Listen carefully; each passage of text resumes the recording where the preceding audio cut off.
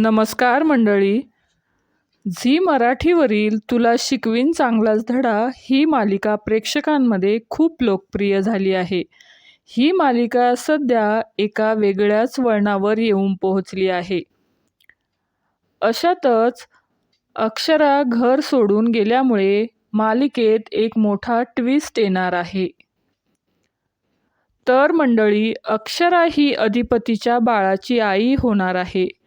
मालिकेत सध्या अक्षरा घर सोडून गेल्याचा सिक्वेन्स दाखवला जात आहे. भुवनेश्वरी अक्षरा विरुद्ध कट कारस्थानं करते, पण अधिपती भुवनेश्वरीबद्दल काहीही ऐकून घेण्यास तयार नसतो. दोघांमध्ये प्रचंड वाद होतात.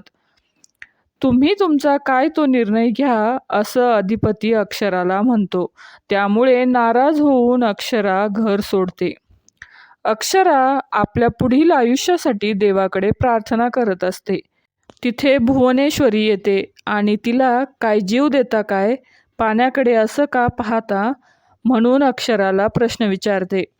तेव्हा अक्षरा भुवनेश्वरीला म्हणते की पाणी आपल्याला आपल्या अस्तित्वाची जाणीव करून देत असते.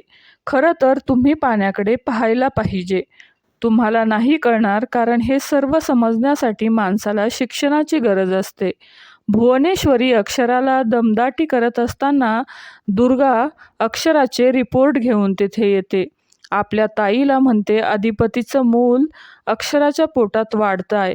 हे पाहून भुवनेश्वरीला धक्काच बसतो. एकीकडे अक्षरा आपल्या बाळासाठी, आपल्या सुखासाठी प्रार्थना करत असते, तर दुसरीकडे भुवनेश्वरी तिला कायमची शांती कशी करायची, तिला संपवायचं कसं, हे ठरवत असते.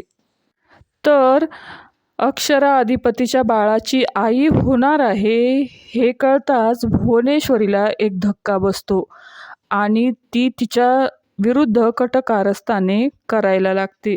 हा सगळा ट्विस्ट 23 डिसेंबरपासून येणार आहे.